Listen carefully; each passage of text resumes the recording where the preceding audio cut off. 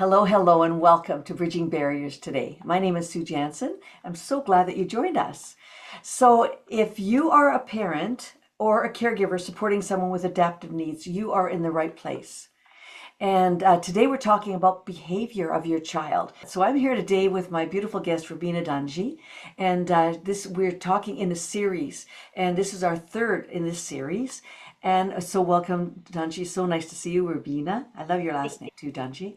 And we're going to help you better understand today what's really going on beneath the surface and what you can do in real life just to support your child, which we know that you're doing, but we want to just try to make it a little easier for you. Rubina, I'm so glad that you're here today and lovely to see you again. Thank you for joining us. Thank you So for again, having tell us just a tad, not because I think people are getting to know you already, but just a tad about you and why we're talking about this communication and why this is so important.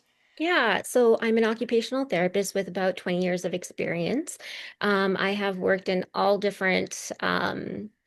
over Alberta, actually, rural and urban, and in different service areas, so community, acute, outpatient, schools, and I've worked all across the age span as well. So I have my own private practice and company called Abilities Occupational Therapy, where we deliver occupational therapy services for all ages and stages of life. Wonderful. So tell us now a little bit about this communication. Why is this so important? Right. So, um, oftentimes we hear parents talk about behaviors or teachers will mention behaviors that they're seeing. And one of the things that I think that we want to do is reframe what bad behavior is, because there isn't really, I guess, it's not really good or bad. Kids do well if they can. Right. And it was Dr. Ross Greene, I think, he's a psychologist at Harvard, and he said it that kids do well if they can, right? Not if they want to, if they can. So I always tell parents, think of behavior like an iceberg. When you see the tantrum, the refusal, the aggression, that's just the tip. So below the surface, there's something else going on. It could Mhm. be sensory overload, right? The lights are too bright, or the room is too loud, or the tag on their shirt is scratching them. Something is feeling uncomfortable to them. It could be an unmet need. They're hungry, they're tired, they're in pain, they're scared. Um, they could be lagging skills, so they just don't have the words yet, and so they can't shift between activities. They can't problem solve in the moment, right? They're having those kinds of difficulties with skill development, and that's kind of causing behaviors that you're seeing. The nervous system state, they're in a fight, flight, or freeze. So if they are in that state of mind, then the brain has gone offline. And that tends to happen, I think, when the child is about to have a meltdown or is having a meltdown. And that's when really having some strategies for, doing deep compression or giving them a weighted blanket or something like that to kind of calm their nervous system and regulate them. And the other thing too, I'm going to say is the best strategy for parents is to stay calm because children haven't yet learned the ability to regulate themselves, right? The frontal lobe is still developing, and right, there's other parts of the brain that are still developing, so they don't have the emotional intelligence yet, and so they can't really regulate their emotions. Like they'll start, right? They have tantrums over little things because they can't regulate their emotions, and that's normal. That's part of child development. So they really rely on the adult and feed off of your energy um, to help them model and help their system. So basically, you're using your system regulation to bring their system regulation into sync. Wow, that makes sense, right? So what just let's say there's excuse me, a scenario with a parent and the child is get overreacting or what to whatever the situation is. What can they do? Is there any immediate thing that's going to work every time? Like, To be honest with you, I tell the parent if it's gotten to that point where they are like just having a fit, let them. If they're not damaging anything and they're not hurting anyone, if they're just kind of like, and right, like just like screaming and crying and um, falling on the floor and the things that kids do, Let them do it, but also the context is important, right? So let's say they're playing with a toy, and some of these children, um, they'll be playing with something and it'll fall apart, and they just become very obsessive with playing with this toy in a particular way, and it's not responding the way they want. So they become frustrated and upset, and then they'll have a little bit of a meltdown.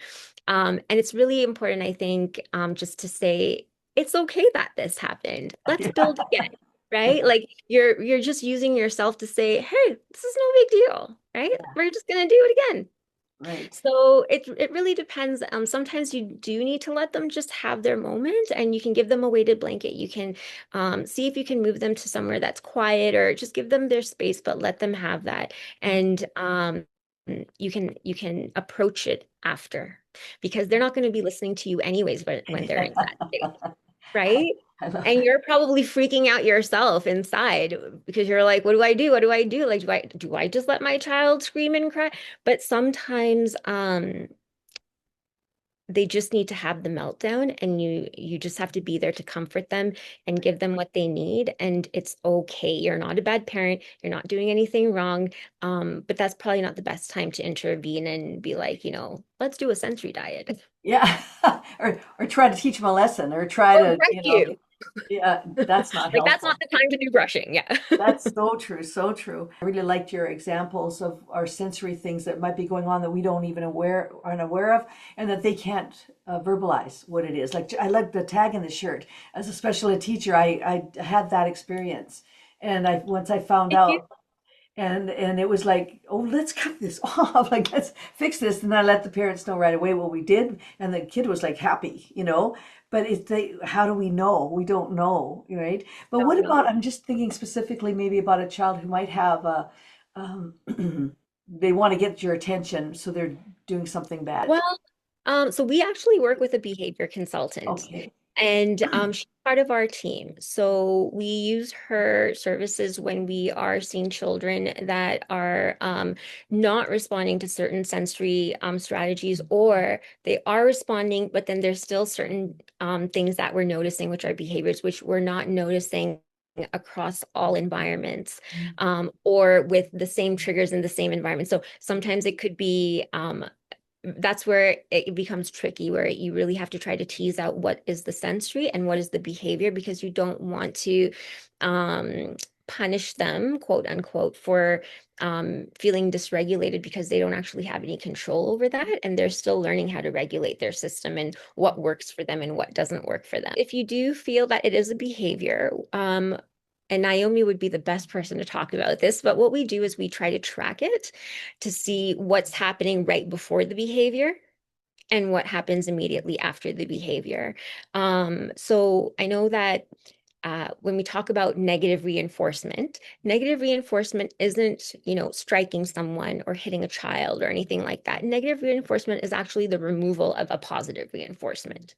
So, and a positive reinforcement is where you give them a reward. But then when you're removing something pleasurable, that's a negative reinforcement. So it's kind of like, you're grounding your child and you take away their whatever children are playing with these days. I wanted to say Oh, Game Boy, but that's really going to date me. But that's really what I want to say. Their Game Boy or whatever, yeah, uh, right? Their handheld device that they're playing yeah, games on. You take that away. yeah. So that's a negative consequence to a behavior, and that's okay to do. But I think what's important is that if they're asking for attention, where am I not giving them that attention? Mm, okay. um what's their need in that moment where that behavior is acting out, or where I'm seeing that behavior. Mm, It's really looking for patterns, because there's always going to be a pattern or something that's setting that child off.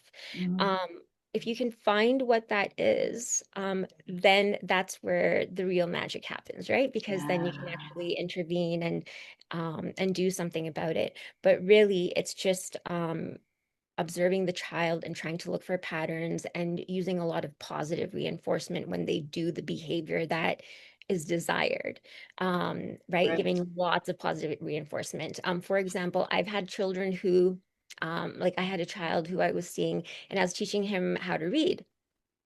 And he came into the daycare. It was after school care.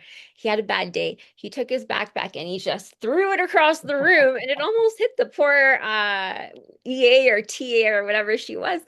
And I let him have it. And then I said, I waited right where I was, and I said to him, "You come back here. I want you to pick up your backpack and you bring it back and you put it away.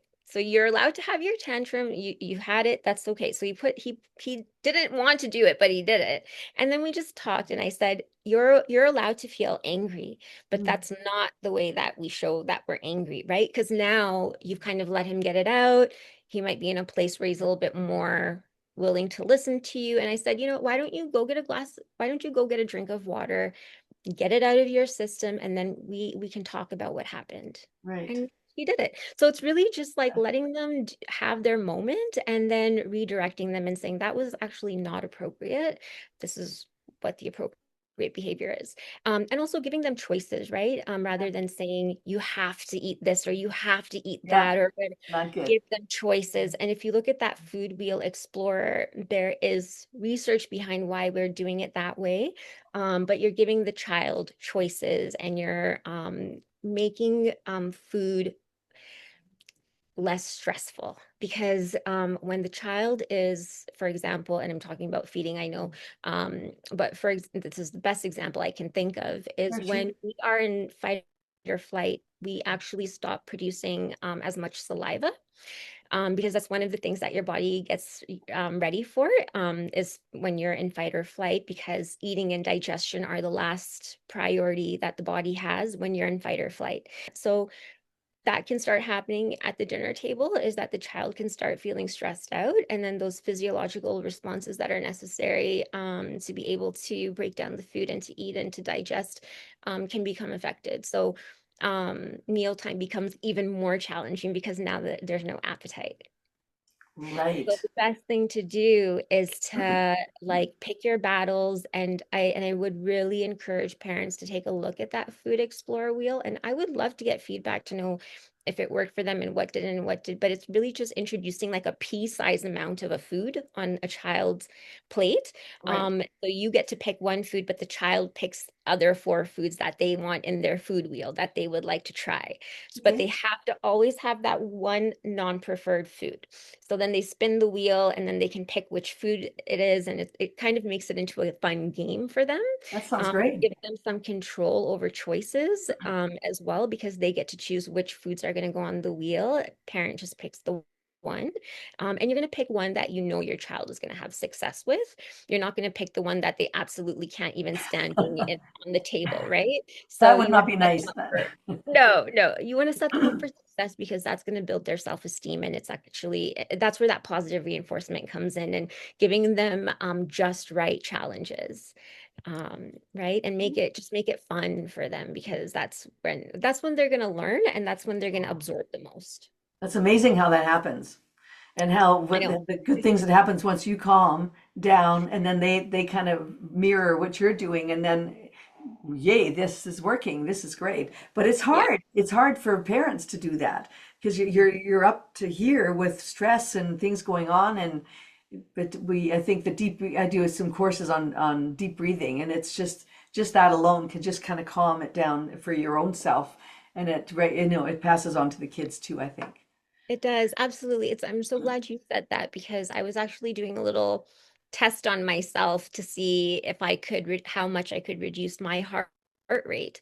Yeah. And I remember I was just working on something, and I think maybe subconsciously I was thinking about it. It was stressing me out a little bit, and my heart rate, I wasn't walking or anything. I was resting, and my heart rate was around like 110 beats per minute, which is quite high for a resting heartbeat. And it was because I was thinking about that thing subconsciously that I didn't even realize. But when I looked at my heart rate and I thought, oh, why is it so high? And then I realized what I was thinking about. So I actually started doing deep breathing and really focusing on my heart rate and trying to bring it down. And it came down to like 60 beats per minute.